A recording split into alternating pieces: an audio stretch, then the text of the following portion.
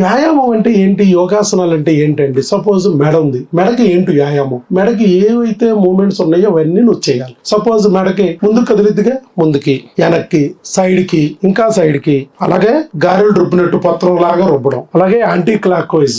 ఇలా మీరు ఇంటి దగ్గర అది 10 సార్లు, అది 10 సార్లు, అది 10 సార్లు చేసుకోవాలి. చేతికి ఎట్లా ఎక్సర్సైజ్ సార్? చేతి ముందుకు వస్తుంది, పైకి వస్తుంది, పక్కకు వస్తుంది, సైడ్ వెనక్కి వెళ్తుంది, రౌండ్ గా తిరుగుద్ది, మళ్ళా యాంటీ క్లాక్ వైజ్ లో తిరుగుద్ది. అలాగే చేతిలో చేయి మన ఇక్కడ కిందకు వస్తుంది, మళ్ళా పైకి వస్తుంది, పక్కకు వస్తుంది, మళ్ళీ ఇటు పక్కకు వస్తుంది, రౌండ్ గా తిరుగుద్ది, మళ్ళా యాంటీ క్లాక్ వైజ్ రౌండ్ తిరుగుద్ది. పిడికిలు బిగిస్తుంది, వదిలేస్తుంది, బిగిస్తుంది, వదిలేస్తుంది. ఇలా అన్ని మూమెంట్స్ మీరు క్లియర్ గా ప్రతి పార్ట్ కి చేయాలి. కళ్ళకి ఎక్సర్సైజ్ ఏంటండి? కళ్ళకి యోగాసనాలు ఏమిటి డాక్టర్ గారు? ఇలాగే చూస్తూ ఉండాలి. సైడ్ కి పూర్తిగా అటు పక్కంతా ఎంత చూడగలిగితే అంత, మళ్ళీ ఇటు చూడకి ఎంత, ఇటు తిప్పి చూడటం కాదు, ఇటు నుంచి అటు ఎంత వైపు చూడగలవు అంత, పైకి ఎంత వరకు చూడగలవు అంత, కిందకి ఎంత వరకు చూడగలవు అంత స్ట్రైట్ గానే ఉంచి తర్వాత clock wise, anti clock wise, ఇలా అన్ని మూమెంట్స్ ఇస్తే బాధ ఉండదు. లేకపోతే ఏమైంది, మెడ తర్వాత పట్టేస్తుంది, పిన్ని ఇటురే అటు తిరగదు, ఇటు వచ్చి మాట్లాడి అంతే, ఇటు తిరగదు.